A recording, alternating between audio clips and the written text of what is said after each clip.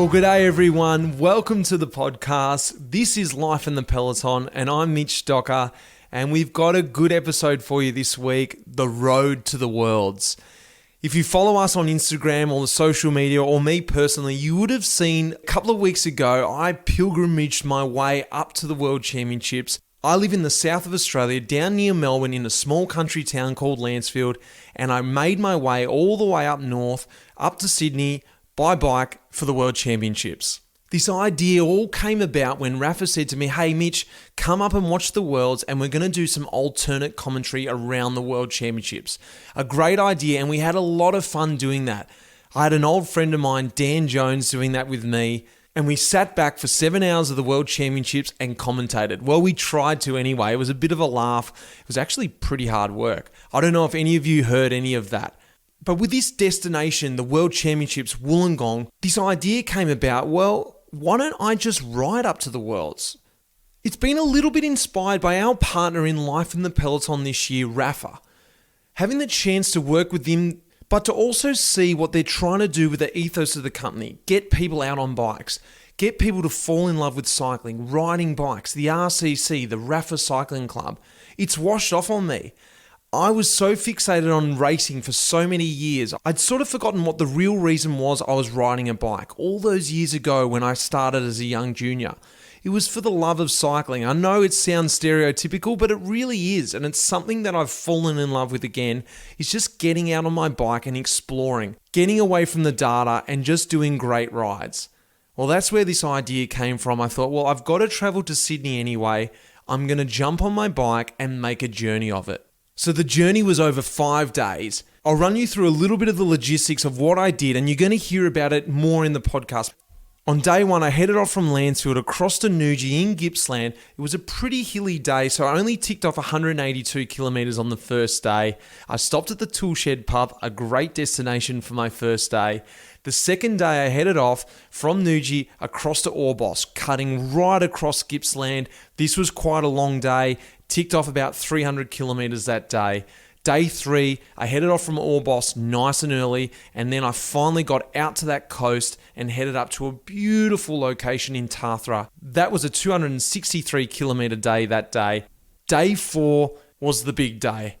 It was hilly. I'd had 3 days in the legs, and I headed off from Tathra up to Vincentia, which is right in Jervis Bay, 290 kilometres, quite up and down. It was a tough day, but it was beautiful along the coast. And day 5, my last day, I headed out from Jervis Bay up to Sydney with a stopover in Wollongong where the World Championships were, where I picked up a crew of Rapha members and they escorted me in the last 100 kilometres right into the pop-up in the centre of Sydney where we enjoyed a cold cleansing ale. That's the basis of the trip. But as I was out on that trip, I had a time to think about what I was doing out there. There were a few reasons why I wanted to do this trip. I wanted some time to really explore my own backyard, check out a route that I had never ridden by bike, go along the coast road, meet some great people along the way. There were so many people that came out and met me by bike, but there were a lot of other people that I met along the way in cafes, in pubs, just interesting people, and it was great to reconnect with that Australian culture that I've been missing for so many years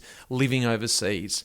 Aside from that, I got the chance to sort of have that time on my own, some long hours on the road to really debrief where I am at this point in my life, coming back to Australia and setting up this new phase as I've spoken about before. But lastly, and I think most importantly for me, what I realized out there was I was hoping to try and inspire people that, hey, you can go and do this too. You can put some bags on your bike, you can pick a destination and you can go for it. It doesn't have to be some kind of crazy record or speed or some crazy distances. It's just that journey, just that trip that you may do with a friend or on your own and just experience it by bike. It just feels so different than jumping in the car. That's what I wanted to show everyone, that, hey, just pick a route, pick a destination and make a trip, make a journey, and you're going to have a great time doing it. I asked a couple questions along the way because I was really interested to find out what it is like in all these different areas, what's going on in everyone's individual peloton. And another interesting thing was to discuss the World Championships. I know we're going to hear this after the winner, but I thought it was interesting to see who everyone was picking. And only one person was able to pick Evenepoel. Later on the podcast, you're going to hear from him, Murray. He knew what was going on. He picked the winner. And the rest of us picked the others that unfortunately didn't really feature too much in the race. But it was interesting to hear this all in hindsight. Guys, there's a lot to get through. This is a bit of a long one, but just sit back and enjoy the journey, the characters along the way, as I make my way up the coast to the World Championships.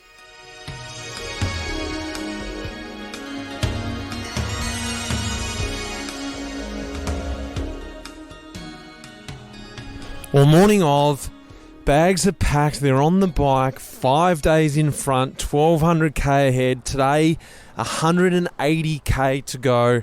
It's a bit of a late start because I knew I was just going to be mucking around getting my bags ready, but we're here in Lancefield. It's freezing cold today. We're out in the shed. I've got the bags on, and Tim Ottaway has driven up from Melbourne to Lancefield. Well, because I'm riding up, we're doing this adventure, and a lot of the roads that I'm doing on it, everyone kept saying to me, "You're not going on the Princess Highway, are you?" Because that's the road that follows the coast up to Sydney. It's a pretty dangerous road. I'm not going on it the whole time. And I thought, well, yeah, I have to go on it sometimes. I'd heard about Project Flock. It's this idea about a rear light. Tim, I'm not going to butcher it. Tell me about it and why I asked you, reached out to you and said, hey, can I get one of your lights? Because they're not even released yet, are they? So essentially the Flock light is a bit of a different rear light than most out there. What we do is we have a rear light in the bike light, but also some lights that shine down onto your legs. So for those early starts in the morning, everyone's going to see you on the road, and the first thing they'll see is your legs fully lit up. And so the idea is you're seen a little bit sooner, and the idea is you're seen as a human riding your bike. So yeah. And you've done a bit of research into that too, isn't it? Because like the idea, you see these bike lights that we have, and that's what I was thinking about using, just a light that would flash, and the Garmin lights that pick up cars and things like that. They're great, but the extra element to it is seeing a person moving, that registers in people's brains like, well, I don't want to kill a human, or whatever it is. What is it? Yeah, I actually started Project Flock as a bit of a university project at RMIT, and yeah, I had a look at a load of research that's been around since the 70s, and a lot of people have been doing, piling on more sort of research into the idea of biomotion and the idea of our brains being able to see human movement really, really quickly and on a more cognitive or a more emotional level. So yeah, I looked at lots of different ways to try and put that into a bike light, put that into something that's going to make cycling a bit safer. And essentially what we've done there is, just shining it down onto your legs.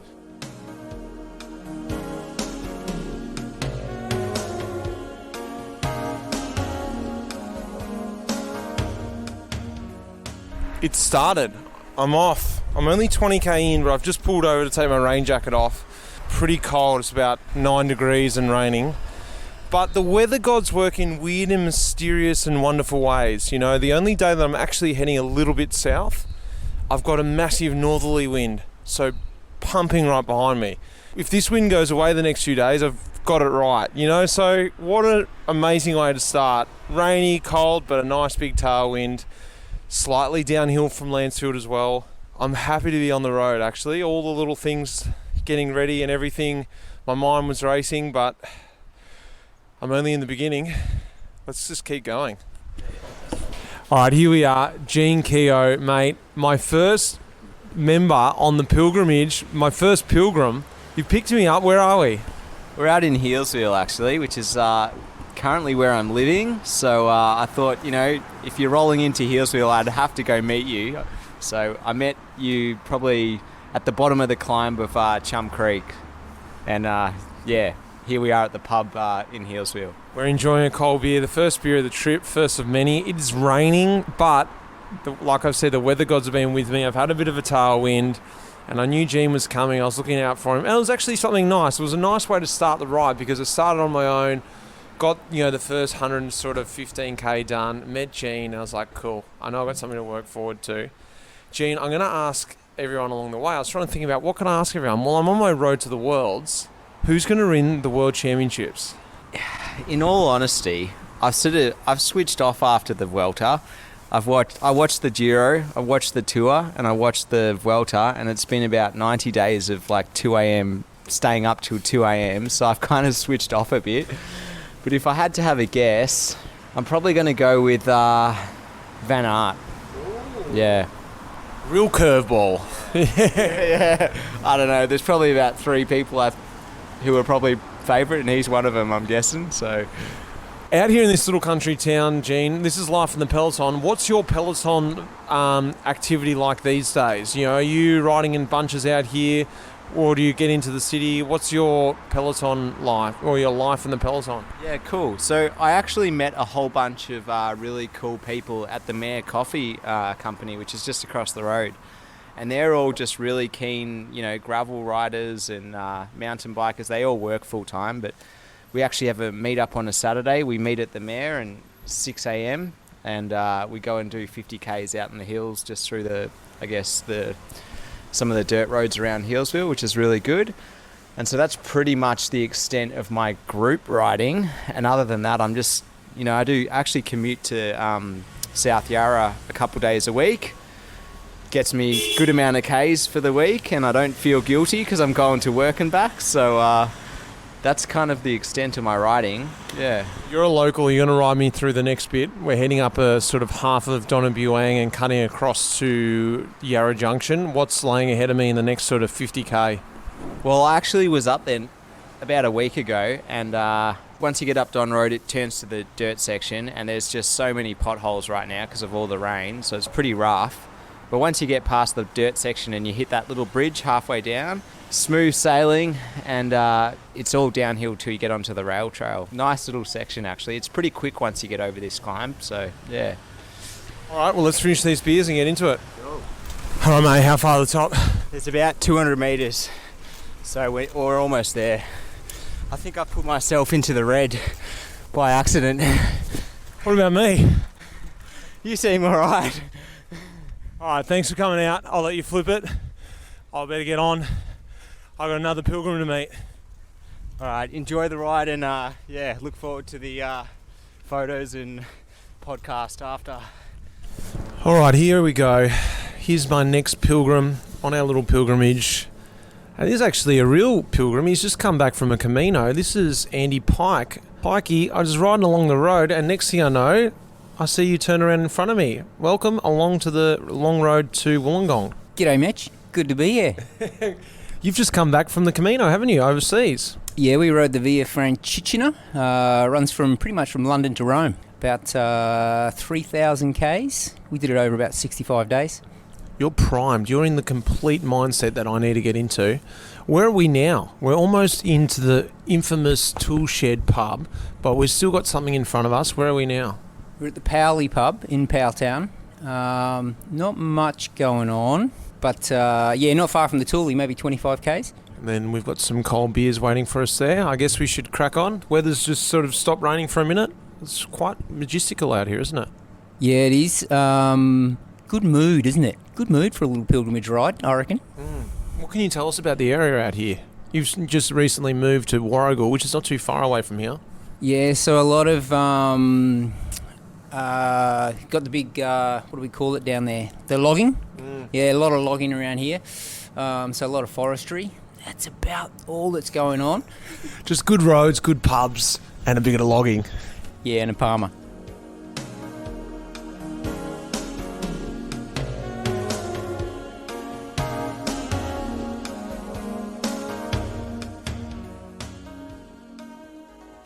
We've made it to the Tool Shed, the infamous Tool Shed Bar and Grill. This is a place that I was really happy to get to, our first stop. I've got Neil, who's the man behind the bar. Neil, tell me a little bit about the history of this place. The history of this place used to be a dairy farm, and the old man, Evolt Lindens was his name, had a couple of very bad strokes, and he turned into an alcoholic. He drowned on the way back from the pub in the river just down the road one night. His wife sold the place to a bloke named Malcolm Heath, and he demolished the homestead, which is next door, and turned it into a restaurant. You're standing in the chook shed machinery shed at the moment, and it's just kicked goals from there. What sort of people do you get coming into Nudgee, the Tool Shed pub? Oh, just everybody. You know, a lot of repeat business. It's place you just see month after month after month, because we have got the best palmers in Victoria. Well, there we go. We heard it here first. Well, we're going to try that later on tonight. What about crazy people like us coming through? These guys who ride in on their bikes. Do you like that, or what do you see? Do you see more cyclists coming through? Because we're actually sort of feels like in the middle of nowhere out here in Nudgee. Well, this is actually a stop for the race from Perth to Sydney. Right. Which I think would be an absolute idiot, the rider push bike that far. But yeah, they start off in Perth and they ride right across the Nullarbor into Victoria, and they come through here on the way back to the coast. Well, they're probably in a bit of a mess by the time they get here. I don't think they do it in one day. Yeah, no, but still. Thanks, Neil. No worries at all. Now, we're in Gippsland, and we've run into the local legend. He's come down to join us, freshly back from Belgium. Cyrus Monk, aspiring pro. He's been racing overseas this year. Cyrus, how come you decided to join us down at the Nudgee? I was smart enough to drive down because it's pretty rubbish weather here, which is pretty standard for this part of the world. But no, it's a good place here, the tool shed in Nudgee, so you've got to give them a shout out. But yeah, it's God's country around here, so this is the best riding you'll get for the whole trip for sure. It was pretty nice today. I was pretty lucky to be riding through here, and I actually picked it out. That was the reason why I wanted to come through here, this pub, but also because I don't get down this way that much to ride through here. Cyrus, you grew up down here, riding through this area. There's not a whole lot of pros that come from this area of Australia, is there? Nah, it's recently, I think Brenton Jones has flown the flag for Gippsland, and then, myself coming through sort of off the back of him, and then apart from, John Trevorrow, famous Gippsland man, Iffy, those that know him. But, yeah, there's a few others from back in the day, but for how good it is for riding, it's a bit disappointing how few pros there are from here. But hopefully we can inspire the next generation and then put it on the map a little bit so more people take up a bike around here. We've got a great outdoor velodrome in Warragul, which barely gets used now, so if we can get some more juniors on that, then we'll be all right. I did the Warragul Carnival back in the day. Even I think the Victorian Madison was down there. Now, this is Life in the Peloton, and we're exploring different Pelotons. Cyrus, tell me about your local Peloton that you ride in Warragul. What is it? Yeah, the Warragul Bunchies is pretty famous in the area. So we've got the Sunday World Champs. It's the same loop, I think, every single Sunday for the last 20-odd years. Out over Shady Creek, through Yarragon. There's a set of traffic lights there, which are pretty infamous because there's often some very green-looking red lights there. So that often decides the race, and then, notoriously windy on the way back in. But that's always a bit of a smash fest, but no, it's good to always come back and join in with the same group. Well, this is the road to the World Championships. Who's going to win the Worlds? Who's your pick? My pick's Matthew van der Poel. I did a few kermesses against him just before I came back, and I think he's flown under the radar because he was racing those, which they don't show up on pro cycling stats, but they're pretty solid races there and against pretty good competitors, and he was making us look pretty stupid. So I've seen some of the training he's been doing over there, and I think he could surprise a few people. Same question. What are you thinking, Pikey? You've had a little bit of time to think about it. Who's going to win the Worlds this year? Who's your pick? I've got no idea, Mitch. I'm pretty focused on the pilgrimage at the moment. But, Wout van Aert. Ooh, same as Gino. Absolutely. You and Gino have been talking off air. Couldn't bet against them. Well, we've had a few schooners as they're called, and we've got a few more, and then we better hit the hay. Early rise tomorrow, isn't it, Pikey? You're going to come with me down to almost Moe, and then make your way back to Warragul, aren't you? Yeah, early start. Can't wait. Hopefully the rain heads off a bit, but nice little climb to start the morning. We'll need the lights. Actually, let's talk to the local here. What's this climb that we've got in front of us in the morning? Vesper Hill. So, sorry, I'm just eating a Palmer as we speak. But, these guys have got to start with, I think, 4K of about 10%, just straight out the door. And that'll be nice and dark and wet, so they'll have a fun time starting with that. Right. Well, I guess probably just three more schooners, and then we'll better get going. Cancel the fourth. Maybe a blackie. Carlton Black, that would be.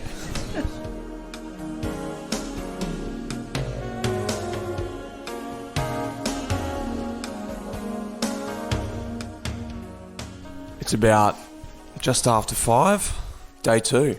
Yeah, I slept all right. considering the jet lag back from the Via Francigena. But Mitch, I don't have to go 280 kilometres today. I think I'm only doing about 70, so I'm feeling pretty good. You bunked with me tonight. I'm happy that I had some company in our cute little cabin. But yeah. Well, let's just talk about today before we head off. As we head out from Nuji, it's the big day today. Today's the most kilometres, 300k, few hills to start, and then we head down onto the flatlands, past Moe.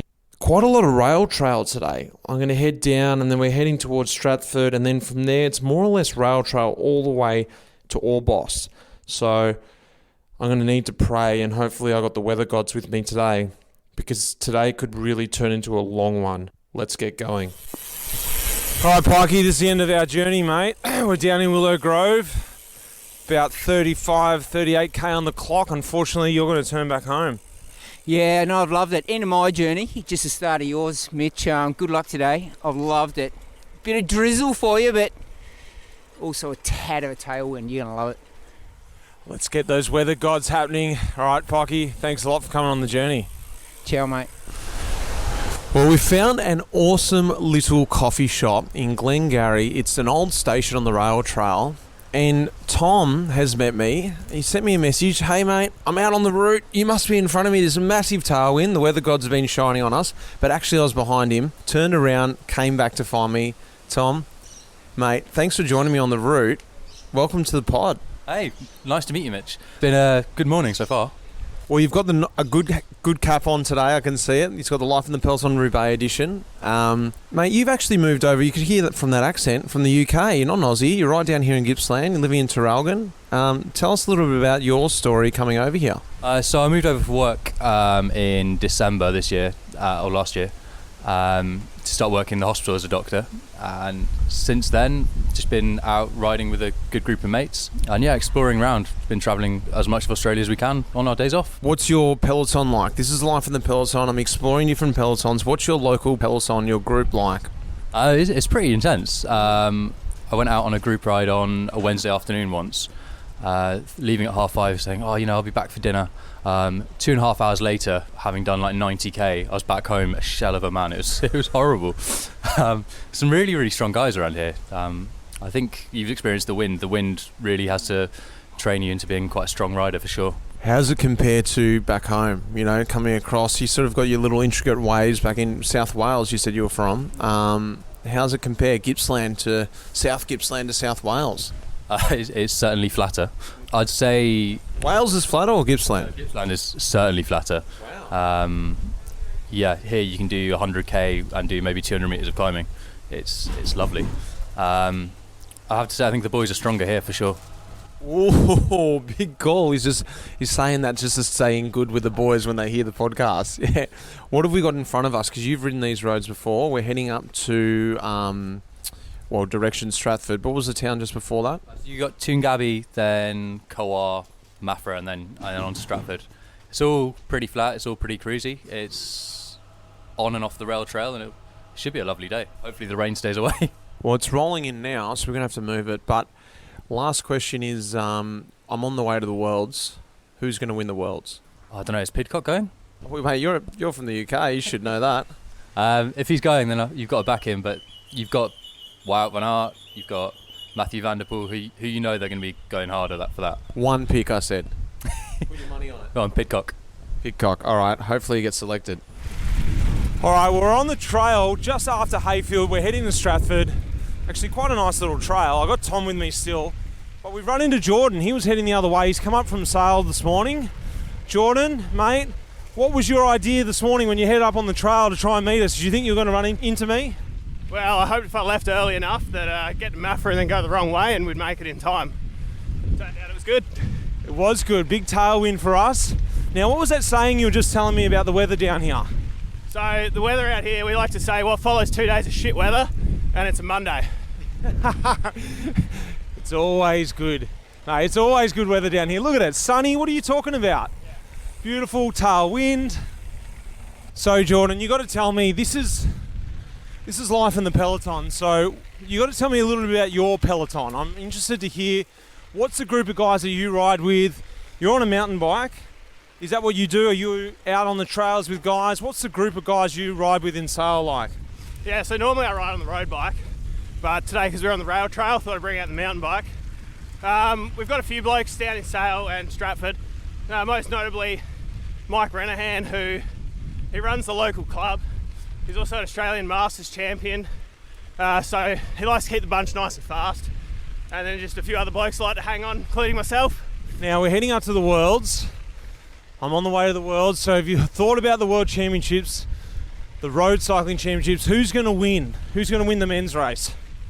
Well, there's a few steep pinches near the finish, so you're probably going to have to give that one to a climber. Wouldn't it be nice to see a Jai Hindley or something like that get up? Oh, wow. I like it. No one said Jai yet. It's a good pick. I think it's steep climbs at the end.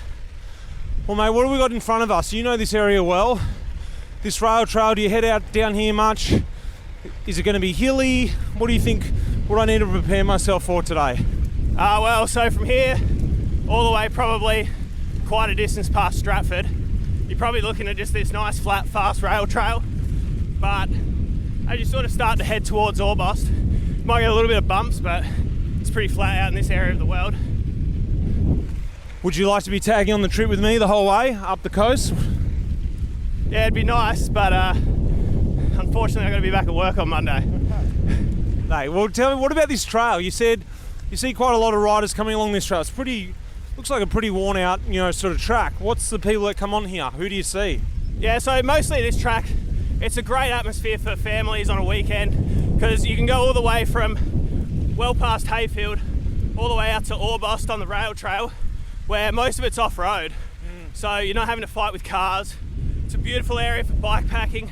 Start up in the high country, end out on the coast. It's just a picturesque part of the world. It is really good. Like, I think today I've got 160k a rail trail, but we're rolling along at 32k an hour now.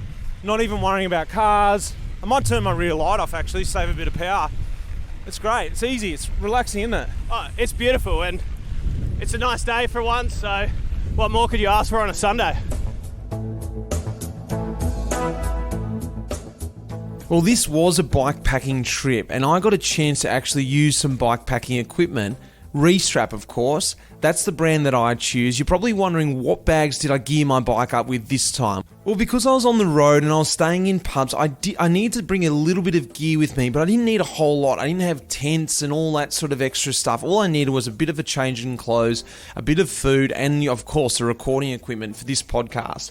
So I opted for a small 7-litre bag that sat behind the seat, and then I went for the Race top tube bag. It's a cool little top tube bag. It sits on top of your top tube, just behind your head stem there, angles down. It's nice and neat, nice and fast. I didn't want to push any extra watts. And of course, I also went for a small Race frame bag. I know I wasn't in a race, but I thought, why not? I don't need the extra space. I just wanted to distribute the weight over the bike evenly.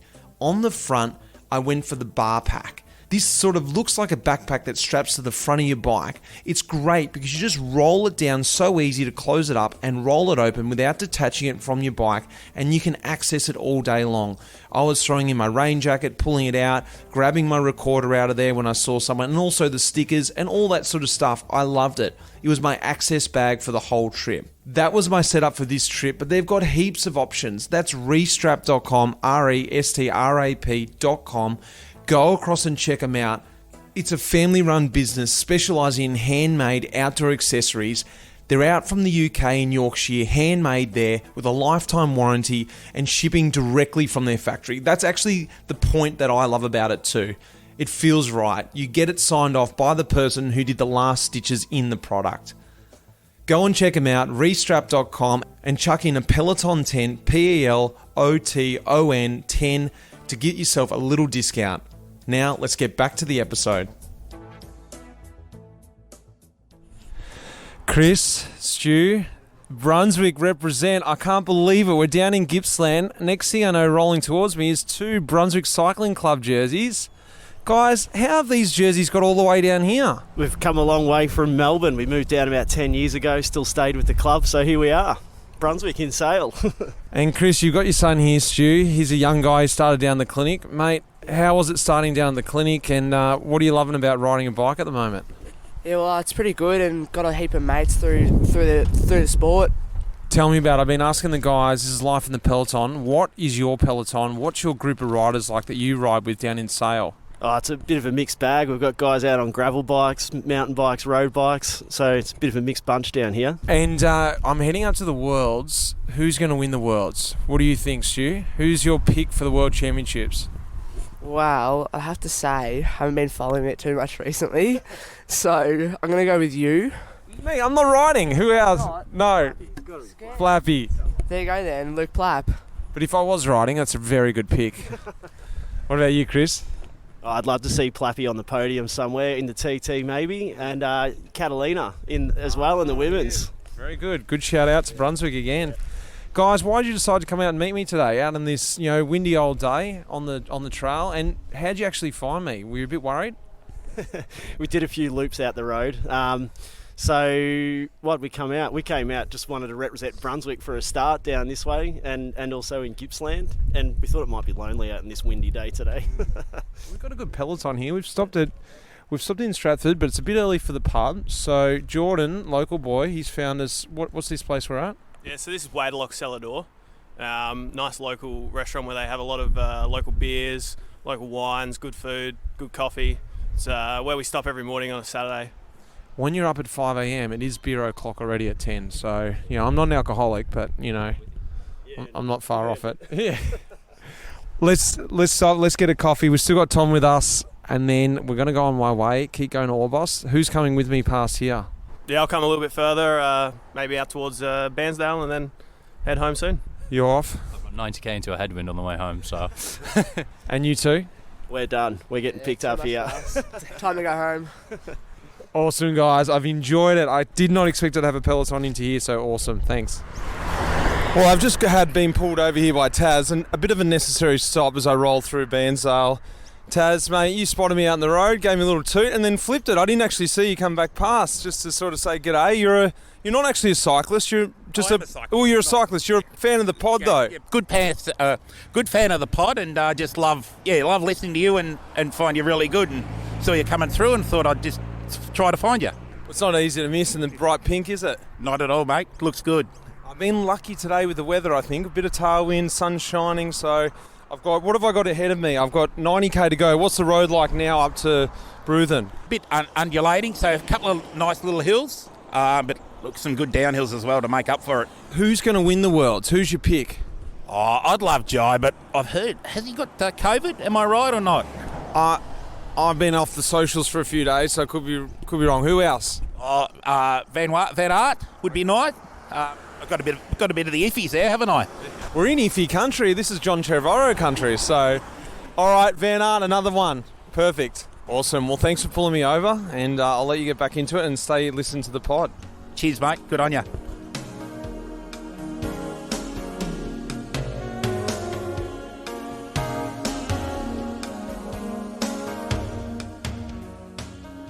All right, finally recovered. I've had about 3 beers. I'm coming to life again. And a young family here have asked me, what's going on with this guy here sitting at the pub with these pink socks on, bike shoes on. We're at the Orbost Club Hotel, and I'm talking with Ryan. He's got his family here. They're up from Mornington. Yeah, we've got Avi, Matilda and Lila, and my wife Lou.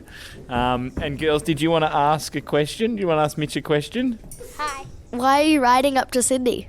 It's a very good question, exactly. And I think we asked it in another way, like, why the hell are you riding up there? Exactly. You're silly. I am silly. But I missed the weather. You guys got caught in bad weather today. I had very good weather. I had a wind blowing me, which made it easier. I just thought it'd be a good journey. I've never ridden on that coast road. When I go to Sydney, normally I go straight up the middle. I thought it'd be nice to go around the coast road. And I'm meeting great people along the way, like you guys. So... How many times have you done the trip to Sydney up the middle? Well, not on my bike. I've never done it. Okay. Only in the car. Yeah. Okay, so this is the first ride that far. Yes. Okay, we've got another question. How long is it going to take for you to get up to Sydney? I've been on the road for 2 days and I've got 3 days to go. But I'm actually thinking today I may have bitten off more than I can chew, which means I'm feeling very tired and I've still got 3 days to go. Yeah, so no, we're just doing a car trip, and we'll hopefully meet you in Tathra tomorrow. Do you ever get tired on the bike when you're going up big hills? I got very tired. Today I made a big mistake. About 60 kilometres to go, there was a brewery, and I got a beer, and I thought, oh, wow, I'm almost there. And it was the hardest 60 kilometres I've ever done because it was on the rail trail, but it was always uphill. Do you ride mainly on the roads or do you go on trails for bikes? Like, is there special tracks for you to go on? I've been trying to stay off the Princess Highway because of the traffic and stuff, but tomorrow I will be a little bit. I'm going down to Marlow tomorrow and then along the coast, then some dirt roads, but then eventually I'm going to get on the Princess Highway up to Eden, and then I think from Tarthru you can stay on the coast. So, well, looking forward to seeing you at the pub tomorrow. Thank you. Good luck, Mitch. Good luck, Mitch. Bye. Kelly, can you tell me what's going on right now? So we're going to try and put some money up on our roof, and it all goes to a charity called Soldier On. So what you told me before is there's all money on the roof here. It's like probably 50 notes on the roof of 67. There we go. Thank you. There's 67 of 50s, 10s. There's no hundreds up there, is there? No 20s. And so Kelly told us that we asked, how do you get the money up there? She said, well, you're going to have to donate to find out. So now we've donated and we're going to see what goes on. And if she doesn't get it up, what happens? Well, I have to match it, so I have to put $10 up on the roof. All right, here we go. Here we go. So the trick is... Okay, this is a secret. Yeah, it is a secret. Fold it in half. So you've got to bleep all that out for your podcast. So fold it in half. We put a 50-cent coin in the middle. We put a drawing pin first. Then we put a 50-cent coin in the middle and we fold it as tight as we possibly can. Who came up with this method? I have no idea. I could not tell you. It's quite intricate, isn't it? It is. And you have to really have your hand flat to throw it and be a pretty good throw, which I'm not bad at, but I'm not great at. So. Have you ever not got it up 3 times? Yeah, once before when the man said, what's your rate of getting it up? And I said 100%. And then I was like, why did I say that? Oh, here we go. Looks like... Shot one. Shot one. Oh, I might go over here. Just watch your food and everything and... Ready? Oh, straight up. Kelly, can you tell me a little bit about the pub here? It was built in 1884. There's lots of pictures up here. So that was the first licensee the second licensee in 1892. Now, what was Orbost based on? Is it timber, logging? Timber, yeah, logging. Yeah, big logging town. We had like 15 mills or something like that around here, and now we've got 1.5. What do you think about crazy people coming in on their bike gear like me? Don't really fit the scene, do they? I love it. I love seeing all the different people. That's what I love about this job, is seeing all the different people, interacting with different people all the time. So yeah, it's great. Thanks, Kelly. You're welcome.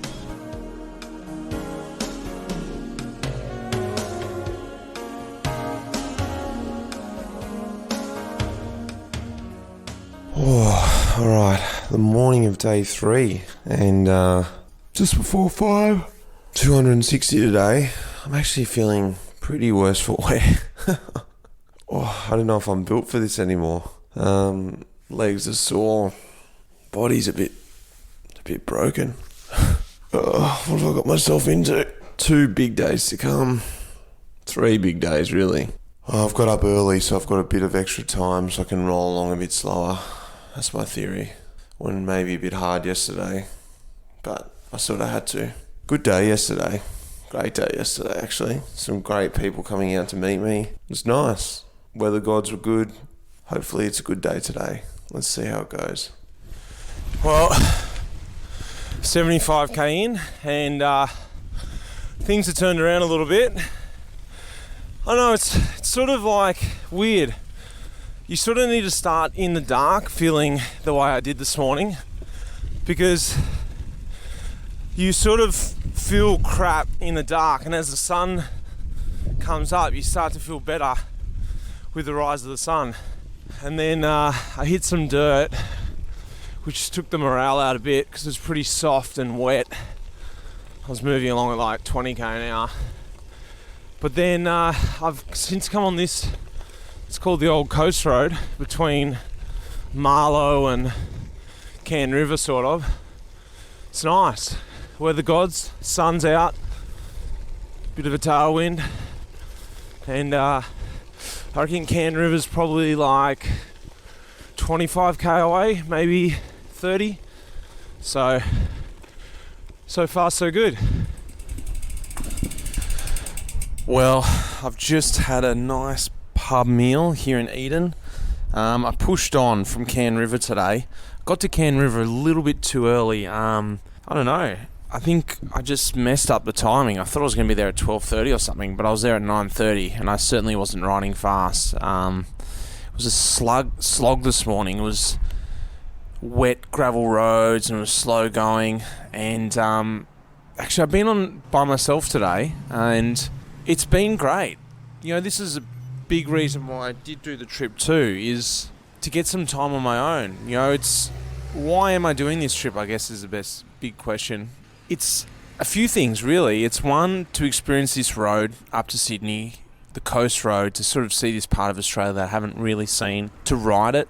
Also, after retiring, I wanted to sort of just, you know, give myself some time to think. I feel like it's been pretty busy since I came back to Australia, and just have this time on the road to give myself a chance to sort of have a think about everything. But then also to meet people along the way. That was also a part of it too, to inspire people to get out there and ride, and you know, you can do these journeys. So I'm certainly not fit.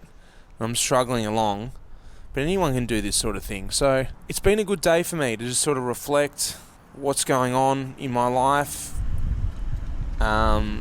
This is what these sort of pilgrimages are about, I think. You just get that time on your own, no distractions, just you and the road, and push on, and you know, the destination is your focal point, and the rest of the stuff you're just in your own mind working some stuff out. So that's what's been going with me today. It's been a nice day for that. The weather's been great.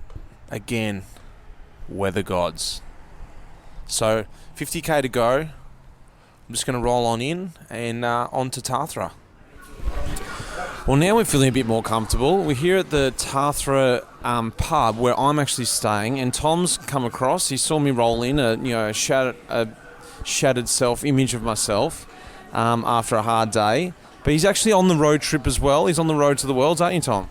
That's right, yep. Up with the fam. We've come up from Brunswick in Melbourne, and we're staying in Tathra tonight, onto Jarvis Bay, and then onto the worlds for Saturday. Can't wait. You're taking the same route as me. You just got the wheels though, the car.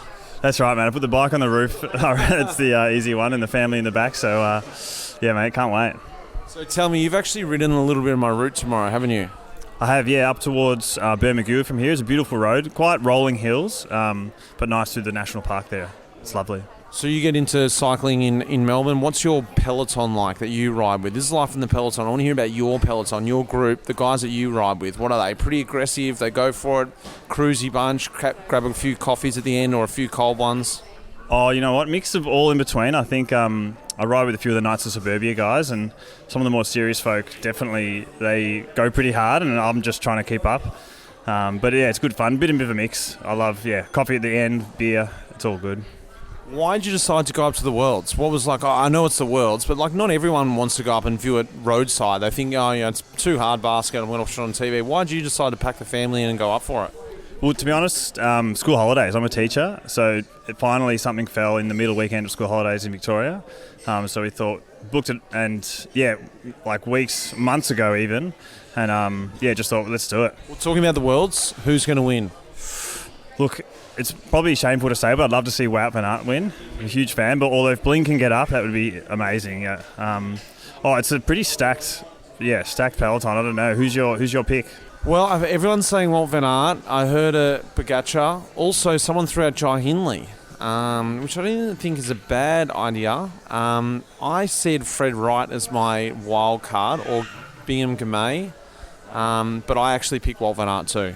I would love to see him win it. I think he's been pretty stiff the last couple, and but I feel like even though he is the favourite, for him to win it's so hard because they all just sit on him like a hawk, and it's going to take a lot. We'll see. We will see. Now you don't want to roll out at 5 a.m. with me tomorrow, do you? You know what? I asked you your start time. 5 was a little bit early. If you said 6, I might, but I'll talk to the fam. Maybe we could roll out for the first hour or two. That'd be awesome. If you're up for it, I would love that. Love the company. So, well, thanks for coming over and having a beer. No worries, mate. Appreciate it. Good luck on the ride. Thank you. We'll see you on the road probably. Give me a toot. 2 toots. Yeah, love it. Toot. Let's do it. I'm talking with Hans and Malia. They've come down from Bega. Malia is a local Begarian. Well, from the area anyway. Hans is a Began. Hans is just a Sydney man. He's just decided to move down here. He's a trespasser. But we're eating oysters. They're very local down here, aren't they, Hans? Yeah, they are. Yeah, it's the oyster coast. Tell me about it. We were just talking about the rings, because I said, what's the go with these oysters? They taste pretty good to me. You said, oh no, these are young ones. They don't have the rings on them. Tell me about oysters. Educate everyone listening about oysters. They go through growth stages. So we've got a guy down here. I've got to give a shout out to Gary Rodley, the oyster guru or the oyster whisperer. And he taught me working for him about all the little stages, how these guys grow. And you can see as they grow that they get little lumps and little changes in colour and pattern on the shell, and that sort of indicates growth seasons. And they love to grow in summer and they sort of hibernate in winter. Is it a simple thing of older is better? I think so. Like wine. You know, you have vines, like old vines, and it's like a big claim that you make better wine on old vines, so I think so. Now, Malia, not as quite as in exciting conversation, but this area, especially Bega and in there, was really affected by the fires about 3 years ago now. And your family was right in the middle of that, and you lost actually your little house, but your mum and dad's house was saved. So in a way, a good thing. Tell me about the effects in the community from the fires. I know you probably answered this a million times, but it'd be interesting for everyone to hear, a few years afterwards about how everyone sort of bounced back, or what the effect has been on someone who was actually from the area. I think it's affected different people just differently. But it's really nice to see the community get really united by it. I'm a recent member of the RFS too, so I get to really connect with the people that help protect all of our homes. And I think that it's really nice to see the appreciation for the people that have supported us all through such a difficult time coming out in the community. Hans, what about you? You've done some riding. You're an ex-cyclist yourself. We still get out every so often. What about the riding in this area? What have I got to look forward to in the next little bit of my ride up to Bermagui and on from there up to Jervis Bay? Amazing stretches of coast, especially between Tarthra and Bermagui. Tarthra is known for its mountain bike tracks too, and I think so much so that like every other little coastal town like Mogo and Eden are all like following suit, building tracks. And then they run a little enduro here, and you get big riders coming down here every year for it. But yeah. Tell me about something else that was really exciting that you said I can do tomorrow. It's whale season. I could not believe you said that. I didn't even know it was whales in this area. It's whale season as well. I've come at the right time. Plus I'm going in the morning to Bermagui, where you said that I can probably see some whales. What do you think? I used to live in Bermagui, and it is such a special thing to get to go up to one of the headlands and look out and see them playing or even just spraying. And they come right into the bay, so it's quite a special thing about the area. What sort of whales? What do you got? I think we've got humpbacks. I think you see a lot of southern rights and fin whales maybe. But yeah, you literally be putting on your shoes, looking out the window, strap on your cleats, and there'll be whales. Guarantee it. From my window here, because where we're sitting is right on the sort of the headland here, and the coast is right behind us. It's right there. We can see the water from here. It's dark now. But tomorrow morning I can look out and see, like you said, the water spurting up from the blowhole, can't I? Yeah, you're making it sound like a tourist commercial now, but yeah, that's it. Well, people don't know. Like, I didn't even know until about 5 minutes ago.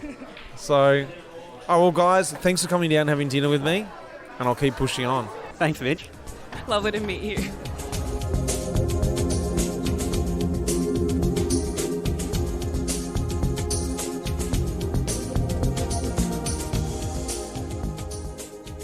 Well, this has been a nice surprise. I've walked into the Tarthra Hotel and Motel where I'm staying tonight. We're sitting here with Ben, and he looks at me, he's like, mate, you ride for EF? I think I know the owner of EF, or the ex-owner of EF, one of the partners, Michael Drapak, who is, I know him very well, and actually you know his son, Paddy Drapak, legend of the world, don't you? I do know Paddy. Paddy and I have known each other a long time now. We actually went to school together and we got into all sorts of trouble through high school, and he's one of my very good friends, and a keen cycling fan, and a very good cyclist himself. He is a very good cyclist, and he is a cycling fan too. Michael Drapak is. I have wanted to do a podcast on Michael because he is the massive influence into my career. I rode with Drapak Porsche it was back in the day, and he has helped shape the culture of cycling for youngsters. Me primarily, he was a big support for my pro career, and I just found that so significant that we were just up here in Tathra and we just caught up. You're also from Melbourne, aren't you? Yeah, from Melbourne, grown up in Melbourne my whole life, and recently made a bit of a sea change up to the Sapphire Coast up here in Tathra, and absolutely loving it. I should have probably done it a lot earlier on in my life, I think. Why here? Tathra's always been a special place for me. We used to come up here as kids for family holidays. We'd spend 2 weeks over Christmas, and even from a young age, I think the first year we came I might have been 5 or 6 years old, and I just fell in love with the place. It's got this magical sense to it. The waters are pristine, the marine life is incredible, and the small town community up here is really strong, and it's something that I've just naturally gravitated towards. I distinctly remember being 7 or 8 years old, and I'd get up at 6 o'clock in the morning and head up to the Tathra Wharf, and I had no idea what I was doing. But the locals even back then were so quick to lend a hand or to offer some advice, and some of those things that they taught me back then still stand with me today. And in a small way, I've been passing those same tips on to the kids that I meet at the wharf. And as I mentioned, it's just a great community up here, and it's something that you can really easily immerse yourself in. And it's been the best thing I've ever done in my life, I think, moving up here. It sounds like, because sometimes you romanticise these things. When you're kids, you go on holidays, you think, oh, it's the best place in the world, and you actually come there for a longer period of time, or when you get older and you think, maybe I thought this was a bit better when I was a kid, but clearly for you it isn't that. It is an actual whole rounded thing, not only a great place for when you're a kid, but as you've grown older, it's a great community as well. And so that change from Melbourne, like you said, you were in that COVID period, but also I think you realised that you didn't want to be in the Melbourne city. Something I've recently realised myself, moving up to Lancefield, just that change, isn't it? Yeah, absolutely. And I think until you put that idea in your head that you need a change, I think it's really hard to act upon it. But once I realised that I wanted to make a move, I was extremely motivated to make it happen. And I was very fortunate that I was able to do so. And I think it's something that a lot more people should at least consider. These big cities are really attractive when you're young and growing up, and I think there are a lot of pressure on you to perhaps achieve certain things through schooling or university or getting a big corporate job.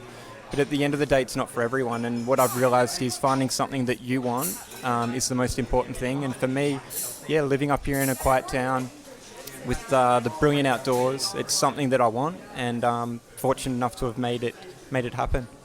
Quality of life, we underestimate it. What do the parents think? They love it. Yeah, they love it. I'm very fortunate to come from a very supportive family, and I've got 3 siblings. They're all doing different things. My sister's a doctor, my older brother's an architect, my younger brother works in finance, and here's Ben up here at the Tathra pub.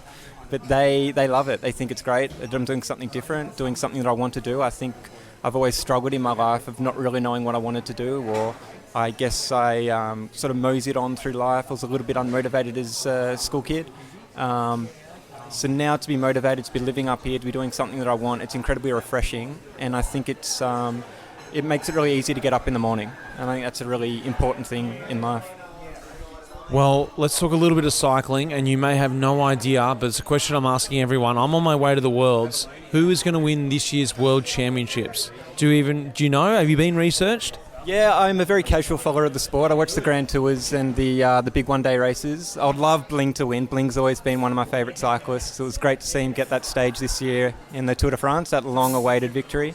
It'd be great for Bling. He would be my number one hope.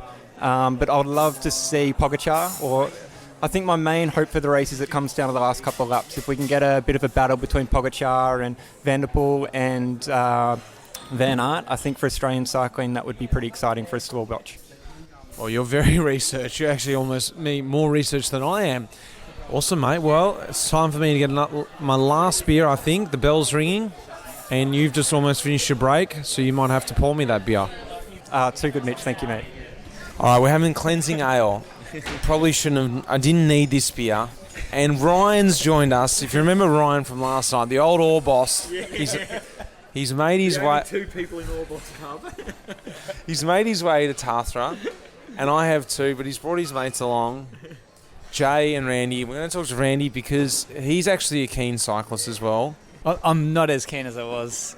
But So tell me about this place here and how you ended up here, why you come up here on holidays, and what's so special about this little town that we're in. we've just come here for, I guess, a mix of outdoor, I don't know, sort of activities like just surfing, bike riding, golf, and just having a beer with mates and enjoying the outdoor experiences. Now, Ryan said something really interesting before, and I tend to agree with him, is that, and I think we're all agreeing there, is that coming away on holidays, you're a bit more present. We've all got kids here. You've got 2 kids. A bit more present with the kids, aren't you, when you come on holidays? You guys, are you all school teachers? No. I'm an electrician, tradie, electrician. And, But coming away, there's a bit more presence with the family and just being out. When you're at home, we just tend to get caught up doing different stuff. Is that your sort of motivation to go, let's just get out of the house, let's get away? Definitely, and you got to do it. Like, you get old quick, and you just got to get away. Yeah, it's the best. Like, as a child, it's the best time you could ever have, getting away from your parents. Let's talk bikes. You brought your bike up here. Is there any good riding up here? There is. I haven't ridden as much as I should. My mates will be getting into me who listen to this. They go, he doesn't ride at all anymore. But I come off second best in my surfboard today. Got thrown over the falls. But I will ride tomorrow afternoon, definitely. Yeah. What's the surf like up here? Pretty small, which is good for me because I'm not very good. So. It goes for both of us. Well, let's quickly talk about the World Championships that are on at the moment. Have you got a pick for the Worlds? Who's going to win the Worlds? Do you even know who's riding? Doesn't matter if you don't. Throw a name into the mix. I haven't been following cycling much at all lately, but MVP used to be the man of late. But I haven't. I don't have a pick, to be honest. Do you have a pick? It's not a bad pick. Yeah. Van der Poel, we're talking about. Yep. I am. Matthew Van der Poel, that is, for anyone out there. I deciphered that code. Yes, Most valuable player. it's not a bad pick. I picked Wout van Aert, which is that everyone's been saying at the moment, but I also threw in a couple others into the mix. What about your Peloton that you used to ride with background? You're from Red Hill. Yep, Mornington. Mornington, sorry. No, I'm from near Red Hill. But Mornington was my road crew. Mornington Cycling Club. Tell me about them. Are they aggressive? Are you fast bunch? Are you sort of social bunch? It was a very a lot of banter, very fast, aggressive, but fun. Like, very fun. Yeah. And What made you go every week to that bunch or every day or whatever it was? What was the driving force for you to go, I'm going to go meet the boys? I mean, it was the heckling if you didn't go. Like, we had a WhatsApp going to make sure you did go, and it was just the banter. It was a lot of fun. Sort of most people about in their sort of 40s, sort of professionals, and just a funny, switched-on bunch. It was, good fun. Oh, right. Well, that's a wrap. Just about to call it a day. It's been a big day again, but weirdly I feel like it's sort of been, rest day is not the right word, definitely not, but the calm before the storm. Big day yesterday. I was pretty broken. I feel somewhat okay today because I think I left early. Struggled on in the beginning, but it was a nice day on my own. Like I said before, just got it done. Some tough hills at the end. Oh. Tomorrow's the biggest day. Not the longest. It's only a few K short of the longest, but it's super hilly. 4,500 metres altitude, 290K. Gonna leave at 5. I've got Tom rolling out with me in the morning, a guy I just met at the pub. It's gonna be tough, actually. I'm feeling tired. Actually, I don't really feel like riding tomorrow. Would you believe it? I'll get it done. And once you get going, it's fine. Like I said, you got to get going in the dark. As the sun comes up, I'm going to look out for those whales. On to tomorrow.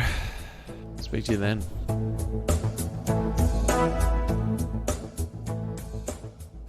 One crucial part of my trip was actually documenting this trip, not only for me, but also for people who were trying to meet up with me. One of the hard things when you're on the road riding is actually trying to access your phone to get it out. When you see something cool as you're passing by, you think, oh, look at that. I wish I could get a photo of that. Well, actually, I was using the quad lock front mount, and my phone just clipped straight there in front of me, and I could rip it off whenever I saw something pretty cool and film it, or even just film myself struggling along so I could put it up on social media so you guys could have a laugh at it and just see where I was on my journey. It's something that I've been using for the first time this year. Prior to now, I always was just concerned about having my head unit on there watching the data. Now that's not a concern for me. It's more important for me to have my phone handy to document the fun things along on my journey. Also to see the funny messages coming in from people who want to message me out on the way too. I'm not only finding it easy with that front mount, but it's also a lot safer and it never comes off. I went on some pretty rough roads, gravel and whatever, snapped it on, snapped it off. Simple as that. If I didn't document it, how were you guys going to find me out there on the road or enjoy the experience of that journey? So it was pretty cool. Alright, here we are. It's 5 on the dot, and I've convinced Tom, who I met at the pub last night, to come with me, mate. Here we go. We're going to roll out, aren't we? Yeah, mate, looking forward to it. I don't know if I've been up at this hour for a ride in a long time, so thanks for getting me out of bed. Got your nicer Suburbia kit on. Shout out to them. Alright, let's hit the road. Big day ahead. You can pace me up, 20, 30k hopefully. Yeah, let's see, mate. Hopefully it's nothing you can't handle. Hopefully.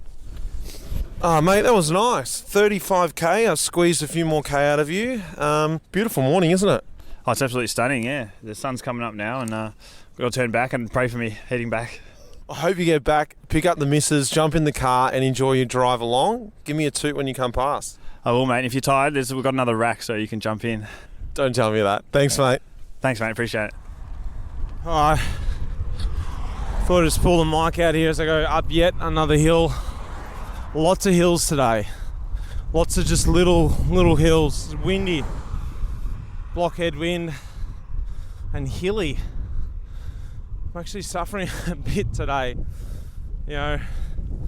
Fourth day in and just the hills and the wind. Yeah, I guess it's adding up. 100k to go. So, just trying to break it down mentally. Well, I've just stopped for a bit of an emergency stop at this petrol station about 20k out of Ulladulla, and I run into Greg, who saw me, and he said, "What are you doing, young fella?"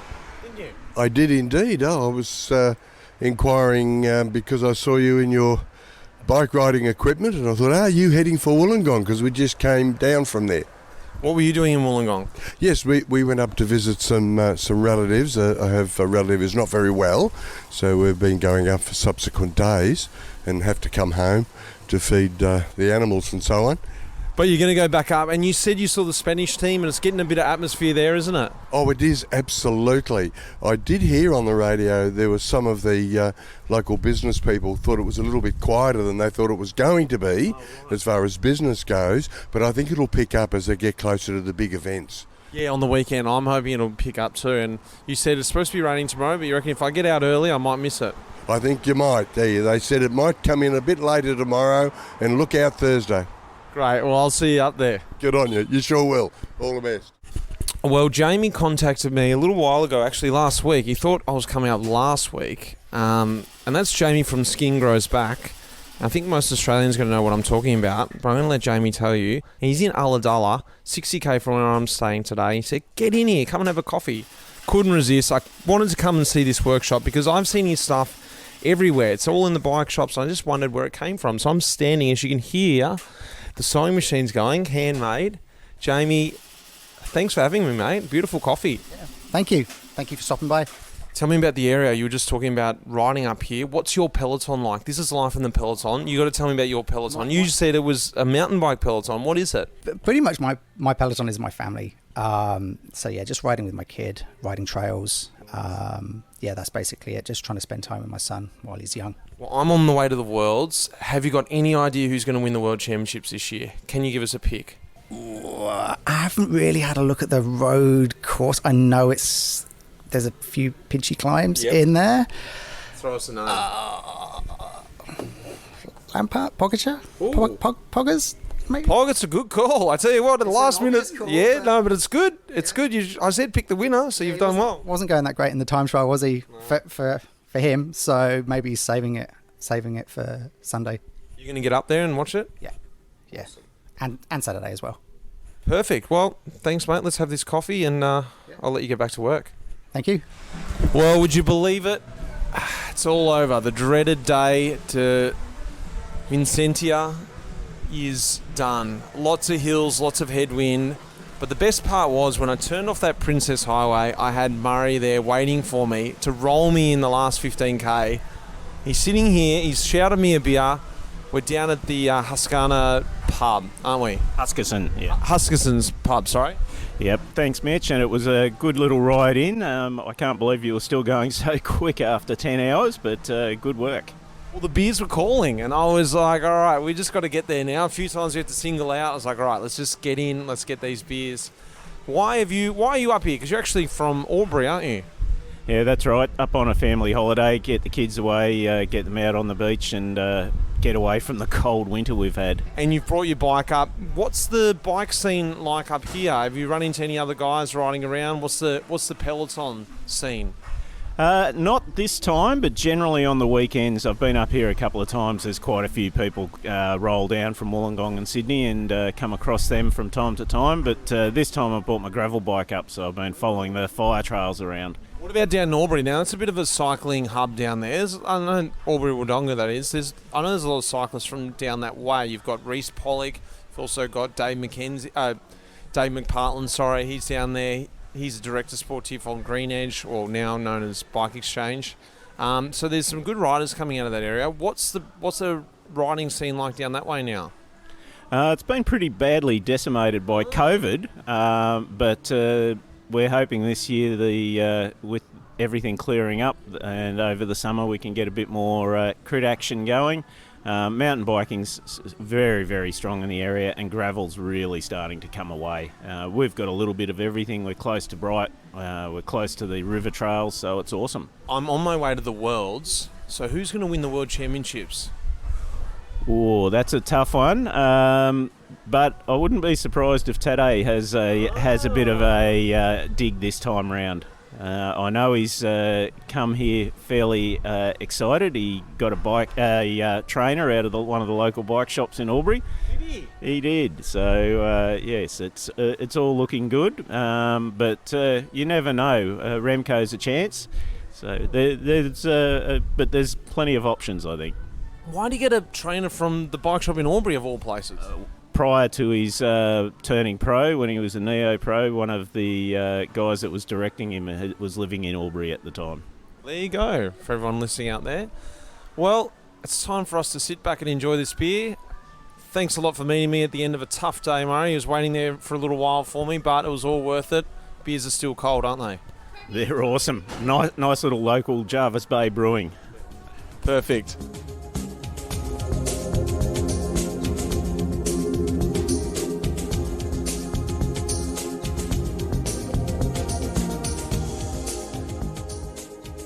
Here we are, last day. Can't believe it. A late start. It feels like about 10 a.m. starting at 7 in the morning. I've got Shane down here. Murray's back again. Shane, mate, you're a bit of a local. Bike shop, Sanctuary Point. Live at Basin View. Been here for a few years now. Horrible place to live. I can tell. Yeah, it is pretty bad around here. And everyone knows, if they've been following my route on Instagram, they'll see it is a real horrible place of the world down here. Well, this is it. You decide to ride me out. What are we looking at for the first part of the ride today? I'm not sure what you've got planned, but I'm thinking Woollongong Road. Nice little rolling sort of ride out to the highway. That's where I'll be signing off, but yeah, get you going. Awesome. All right, well, I've got a couple questions for you. I'm on my way to the Worlds. Who's going to win the Worlds? Good question. I know I'd like to see an Aussie win. Matthews, I reckon after his stage win at the Tour, it'd be hard to back against him, for sure. Got to get over that hill, which he's proven he can do, and then, good finish for him, I reckon. What about the Peloton culture here? This is life in the Peloton. What's your Peloton here? Is there a bit of a bunch culture here? Is it crazy, get out and smack each other up the road, or is it a bit more relaxed, go back, have a coffee? It's a bunch of old guys, really, just cruising around. So they have the occasional hit out, the odd Strava com, but pretty cruisy, coffee. Well, let's get into it. Let's hit the road. Well, I'm almost there now. I'm in Nowra, and not too far from my old coach's place. Kev, he's down here with his wife, Erin. They've decided to meet me for a coffee this morning. Kev, welcome back to the pod. Yeah, Mitch, great to see you in my country, or our country, and good to catch up with you. It's pretty busy on the way in. I was like, how do you live here? But I'm gonna ride past your house, which is really right down on the beach. I'll announce the address later on in the podcast so everyone can pop by there later. But that is where it is beautiful down there. But this is the big city there. Kev, you're working for UAE at the moment. You're up here now working for Portugal for the Worlds. Tell me a little bit about the hype around the Worlds. You've been in and out of the bubble there in Wollongong. Wollongong's only just up the road now, isn't it? Yeah, look, first of all, for me to be a local, to have the World Championship come to your backyard, it's fantastic. And to see the way that the crowds have really embraced it and got into it, there's a lot of excitement up there, and seeing all the riders, in the Peloton riding through town training. But then, funnily enough for me, as where I live in the small town called Gerringong, a little beach town, to have world cycling come to Gerringong, it's amazing. And for me to go to work in Gerringong, it's a crazy experience, but something I'm certainly enjoying. Well, tell me about this thing that you told me about before, because there was a bit of a feeling on the way up through some of these small towns and people who aren't really aware of cycling. They give you that sort of, oh, you're a cyclist type feel. And that can happen sort of anywhere in the world, I guess. But, you were telling me about a story about Wout van Aert when he went into a cafe just the other day. What was that story? Yeah, it's been really good to hear some of the positive stories come out, and one of them was Wout van Aert was stopping in for a coffee on his ride with the boys, and the person that owned the cafe didn't know who he was and served just a regular cyclist, and someone put a photo on Instagram of Wout van Aert at this cafe and tagged the cafe. And within half an hour, there was a line 100 metres long of people there to get coffee, and Wout bought everyone coffees. And and the guy that owned the cafe said this is the best day he's ever had, and didn't know who he was, but now he's a cycling fan and he's going to follow it for the future. So just nice little stories like that. It's really good. Well, you're actually travelling around the world, like you're the head coach of UAE. And that's a European-based team. You're still back here in Australia. You've got 3 girls, young girls, daughters. Erin, you're the real hero of this conversation. How do you let this man travel around and still keep the family afloat while he's, doing this job of travelling the world? Well, I wasn't expecting this, Mitch, so I'm a bit nervous, but we just have to check in and work with different time zones and lots of FaceTiming. So that's how we manage it. But it's really good to have Kev only just up the road, and we've been able to go up and be part of it this time. So it's been fantastic. Actually see him work, because he does say, I'm over here working hard. I've seen it firsthand. He does work hard. Well, Kev, what have I got to look forward to from here, from Nowra? Well, actually, tell me about that first. From Nowra through past your place, then on to Wollongong. What's the road like for me? Well, this is the best part of the world now, so you're really going to enjoy it. So let's say Nowra to Gerringong, a nice dual lane freeway up there. Once you get to Gerringong, best part of the world, beautiful. Can't wait for that. Once you get to Gerringong, now it changes, and then you're going to be on the coast and follow the beach past my house, and then there's a track called the Kiama Coast Walk. It's called a walk, but you can ride it apparently. But you're going to do that, and it's beautiful cliffs and nice water views, and it's just a nice serene place to ride. And you'll pop out at Kiama, and then all the way to Wollongong. It's coastal ride from there. So this is the best part of your ride now. Can't wait for that dual highway bit too. That'd be great. Tell me, who's going to win the World Championships? It's an easy one. Tadej, absolutely on form. The longer race suits him. He can out-sprint Van Aert. He's already proven that. So definitely Tadej. All right, get out to the bookmakers, put your money on him. And Kev, one thing I've been asking some people along the way too is, and you're a rider yourself, an ex-rider now. I haven't seen many posts up on Strava lately. What's your peloton up here? What's the cycling scene like around here? I know you used to get out with a few guys and ride down the beach, Weary Beach and things like that. What's your group like? Are they pretty aggressive, racing each other, or is it pretty relaxed, get coffees? What's the peloton scene like? Yeah, it's pretty relaxed up here, and it's a tough one for me because I work different time zones. I normally go riding during the day, and it's probably the wrong way to put. People are going to jobs during the day, and I'm able to go for a ride during the day. So probably not the right way to put it. But look, the cycling scene, it's always been huge in there, in this area here. We've produced Australian champions like Darren Rolfe, Robbie Williams over the years. We've had some good riders come from here. But for me, if I do ride, it's normally indoors on my whoosh, the indoor training platform. So it's always nice to be on there and see people on there as well. Tell me, I've got a last question for you. This is a coaching question now because I haven't had a chance to pick your brain for a while. Building up a lot of fatigue for myself. I've moved into about CTL of about 93, I think I saw this morning, through the roof for me this year. Woke up this morning. Is it psychological this morning? But why am I feeling good? Because I felt the last few days, I felt like death waking up. I was like, how could I be, recovering? I just expected to be feeling downhill, but I felt really good today on the bike, rolling towards you. Legs felt good, and I was like, must be psychological. There's no way anything could have turned around from, the last 3 days of build-up. Well, it's because of the excitement of coming to Gerringong, so it's probably is psychological. But on that point too, it's probably time that you and I did some test efforts to see where you're actually at in terms of fitness and form and so on. So we can arrange that next week if you want. We'll do some efforts and get some training in place and be accountable again and get back to the old days. Get me back on the payroll. Okay, yeah, I'll see what's going on. Yeah, right. All right, thanks, Kev. Well, let's have a coffee and I'll be on my way. Beauty. All right, enjoy your ride and safe riding. Thanks, Erin, too. Thanks, Mitch. Good luck. We've just pulled up in Gerringong. We've just gone to Kev's house to use his pump, so I've actually had Gavin meet me out on the route. He's waiting for me while I sat in Nowra and had a coffee with Kev. He was out there waiting. So Gav, mate, you've actually been up to the course and checked it out. You're from Berry, which is not too far away, and you were telling me you're actually a police officer and you got to ride around to check it all out. What sort of bike was it? Yeah, mountain bike. I'm a Rita Big Trail, so provided by the police. And so we did a few laps of the course yesterday and checked it out while getting paid, so it was pretty special. Tell me about the course then. You got first hand to experience it. What's the hill like? The main climb, I think they're going around there somewhere between 12 and 14 times. Now you've got to actually see it. What's going to happen on that climb? Tell me about the actual climb.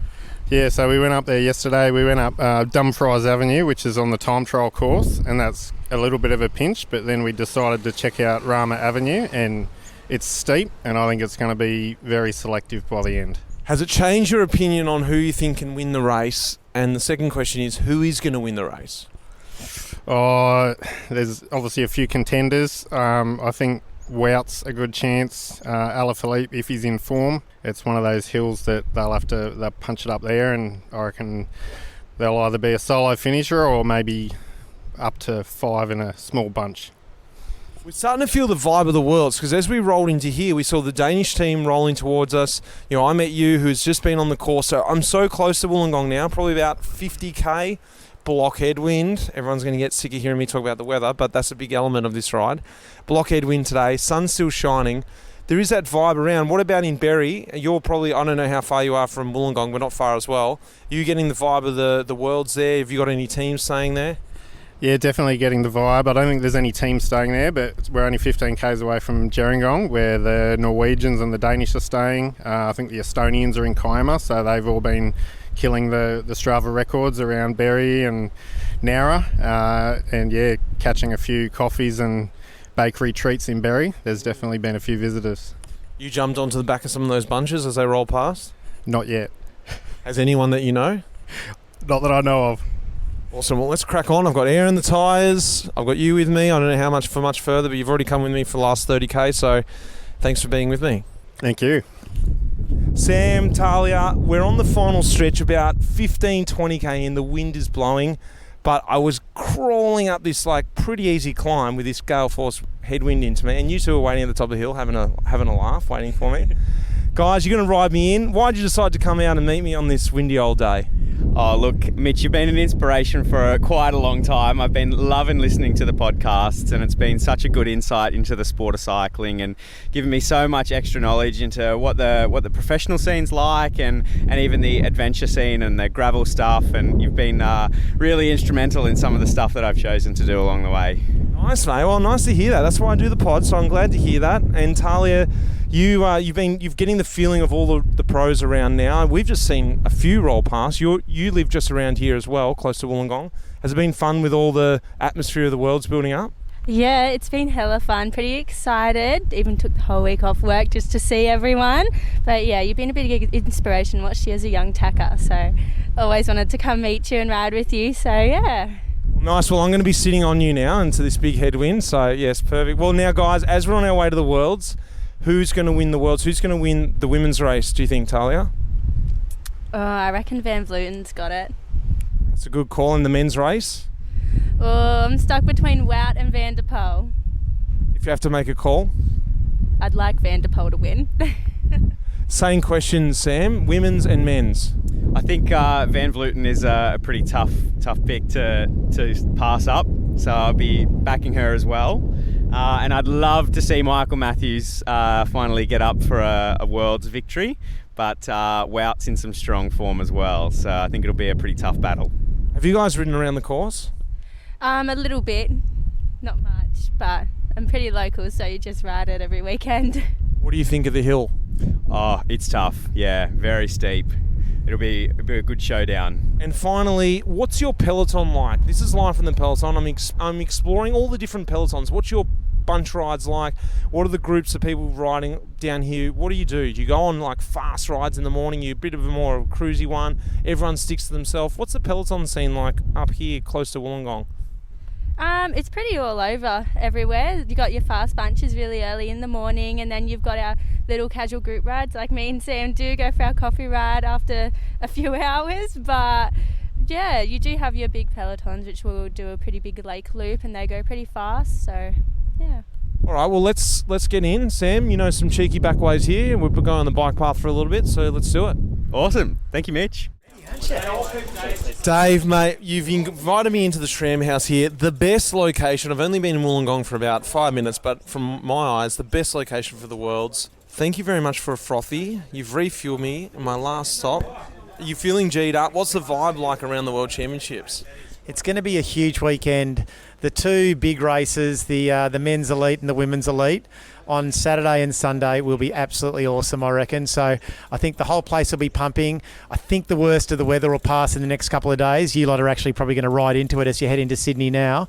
But it's going to be a magnificent weekend. I think the stoke is high and everyone's ready. How did you get this house? Because this is a house like literally right on the course, a beautiful house. Tell me that story. I was a bit forward. I drove down here when I first heard the course from a friend of mine, Duncan Murray, and I came, looked at where the finish line was and went, that's the best house in Wollongong.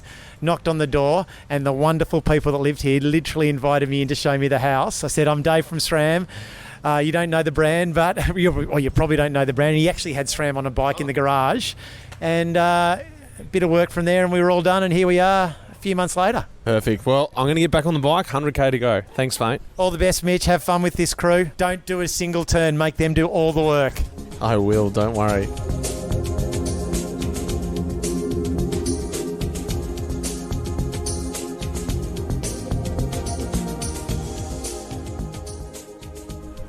Pretty windy back here. Hopefully you can hear us. I'm now with the Rapha crew. They've ridden down to Wollongong to meet me. I've taken my bags off, threw them in the car. It's cheating a bit, but it's the last 100k. Dan, mate, why did you decide to come down and meet me on this ludicrous adventure? I had any opportunity to have a chat and talk about the Worlds with you, and also help you with the headwind that we're currently facing. It's pretty nasty. We're actually riding on the course of the Worlds right now. Later on today is going to be the team's time trial, and we're actually just getting marshalled off the course now. 7-11 stop, 30k to go. I've got two more members here. Chris. Hey Mitch, how you going? Good. And my brother Kirk, couldn't believe it. Represent Life in the Peloton kit. Yeah, mate, got the Life in the Peloton kit fresh out of the packaging this morning. Had to find my shoes. They were disappearing up in the cupboard somewhere. I think these are some shoes that you gave me one time when Scott were maybe thinking of sponsoring you and you didn't end up using them, so you gave them to me. So put them on, dusted the old pedals off, attached them to your old Look bike from 2005, and here I am. Well, it's going to be good. Like, that's the way to do it. Fresh out of the packet. That's the way Chippo used to do it. Kit out, fresh kit. Is that what he did? Is that what Chivo did every time? Fresh nicks every day. Fresh jam. Well, we've got last 30k. I've got a pie just to get in, and then we're going to have a chat when we get some beers into us down the clubhouse. What do you reckon, Chris? Sounds good. Can't wait for a frothy. How'd you get out here, actually? Got the train. Slack bastards. Yeah. Chris's bike came straight from the mechanic today. Picked it up at 12:30. Yeah. Got a service for this ride. Yeah, it's been a rush to get here, just for you, mate. All right, we're rolling out. We can't stop long. All right, speak to you later on. I've got, all-round personality here, Tom Tilley. Well, I was just hanging around in Sutherland and I saw a bunch of guys dressed in pink roll by, and I thought, hang on a minute, these guys are like my kind of people. I saw you really did come out of the woodwork. You jumped off the side, you went down a gutter, You really sort of snuck into the bunch. Yeah, look, I should get a gravel bike if I'm going to keep that kind of stuff up, but, I didn't want to get left behind. I saw the pack was moving. I'm happy you joined us. This is the real end of the mission now, and we've got some good crew here. The vibe's building for the final beers, isn't it? That's it, yeah. We've got Docker Senior, Kirk Docker, joining us. We're about to go up a bit of a climb. I can't wait to see him sweat out that lycra. Well, the full peloton rolls in the traffic. Sinner, Frano, boys, we finally made it in. I'm happy because obviously it's the end of my journey, but you guys rode 95 or 100k out more or less, then 100k back with me from Wollongong. What are you guys feeling now? You're probably feeling a bit of relief too, because it was getting busy in that traffic at the end there, wasn't it? Yeah, very busy, close to peak hour, but it was just a very rewarding ride. We got to meet a lot of people, got to hang out in the SRAM with the SRAM guys as well. Yeah, it was just really exciting. What do you think? Yeah, well, I thought we were meant to help tow you back to Sydney, but as it turned out, I was quite useless, and you towed me back. But I feel a bit ashamed, but at least we made it, and it was good to share the last bit with you, actually. It was great. Oh, thanks. I really loved it. It was actually a big motivation for me today just to get to Wollongong. I knew you guys were going to be there. All I had to do was get there, get on your wheels, but unfortunately it still was hard through that middle section, through the forest. They're beautiful, but hard climbs. And actually the traffic, I completely underestimated that. Yeah, it's the long weekend, so I think everyone's going away. It was great your brother joined us, actually, and that was nice. He's clearly not a rider like yourself, but he was there to support you, and you supported him, so that was really nice to see, the gentle hand of God tapping him along, and he stuck with us, but you ditched him somewhere in the middle of nowhere. What was it? That's where he lives. He swung off to Redfern, yeah. Gotcha. Yeah, cool. All right. So we're just enjoying a few cold ones. I'm going to go home. I'm drinking a Beechworth. What are you drinking? Too juicy, which is really hitting the spot, actually. Delicious. And we're going to go back. I'm going to have a shower and come back down and have a few more beers a bit later on. Really enjoy the moment. Yeah, it was a great ride today, and hope you guys have a great party tonight.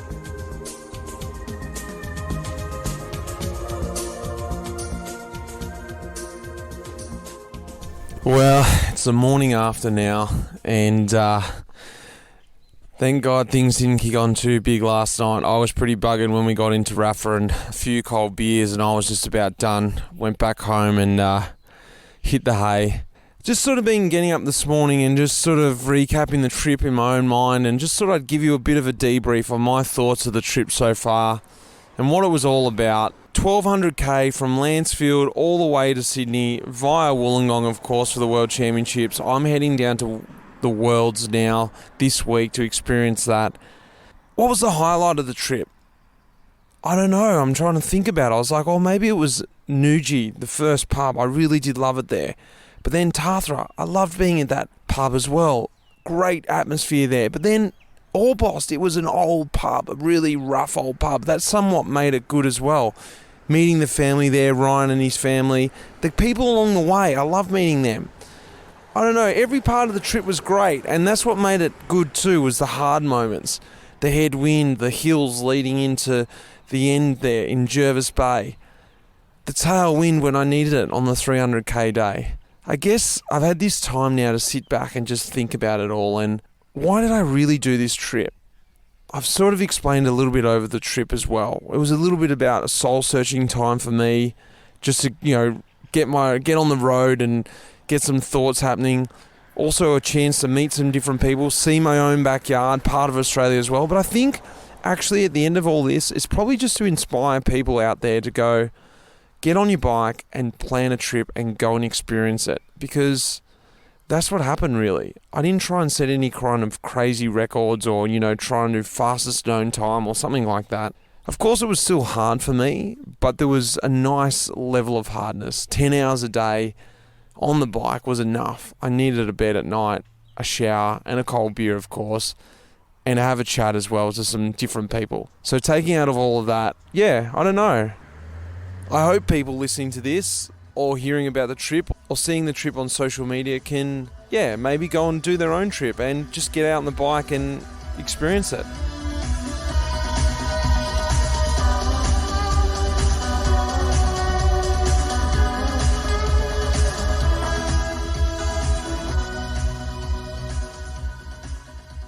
Well, the big trip to Sydney, what did you guys think? Did you come along the journey with me? Did you enjoy the people that I met? And has it somewhat inspired you to go and do something like that? Or maybe it's completely turned you off. Maybe you're thinking, I'm never doing something like that. It was a really good trip, honestly. And at that time on my own, I really enjoyed it. The people that I met and arriving at the finish, that sense of achievement, satisfaction, and the K's in the legs. It was awesome. Some great beers drunk along the way, as you can hear too.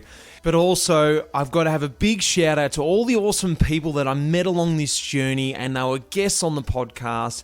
Tim Ottaway, Gene, Pikey, Neil, Tom Jordan, Chris and Stu, Taz, Ryan and his family, Avi, Matilda, Lila and Lou, Kelly, Tom, Hans and Mahalia, Ben, Jay and Randy, Greg, Jamie, Murray, Shane, Kevin, Aaron, Sam and Talia, Dave, Dan, Chris, my brother Kirk, Tom Tilley, Sinner and Frano, and the whole Rapha Cycling Club Peloton who dragged me back to Sydney.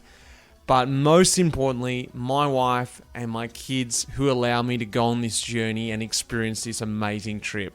Thanks to everyone. It's been a great season. This will be the last Life on the Peloton episode for this year. As always, we wrap it up every year as the cycling season finishes after the World Championships, and we kick off again next year right at the first race of the year at Tour Down Under. Of course, next week will be the last Talking Luft, which normally follows a Life on the Peloton episode, so hang in for that. I've got Luke Rowe, the Welsh veteran, a guy that I used to bump shoulders with in the Peloton, and I caught up with him at the World Championships.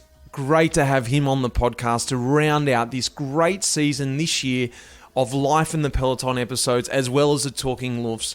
I hope you guys have enjoyed this year's season, as well as having Rapha on board.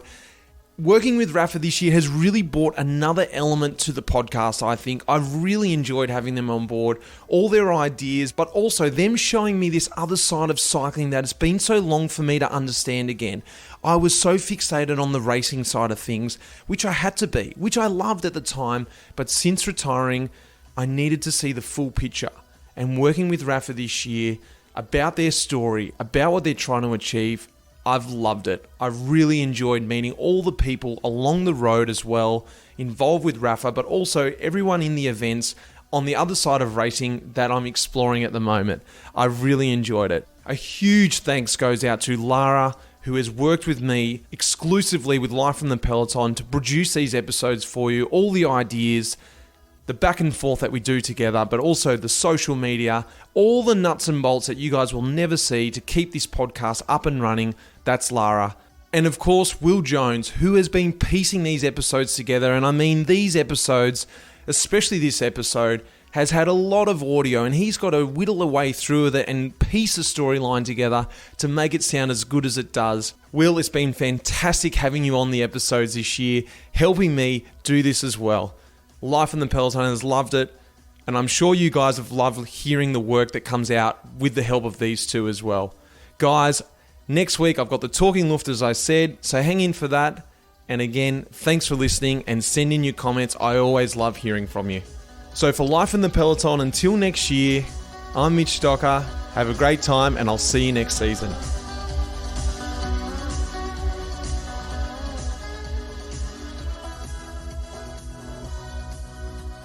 The music in this episode was composed by Pete Shelley. Cheers, mate.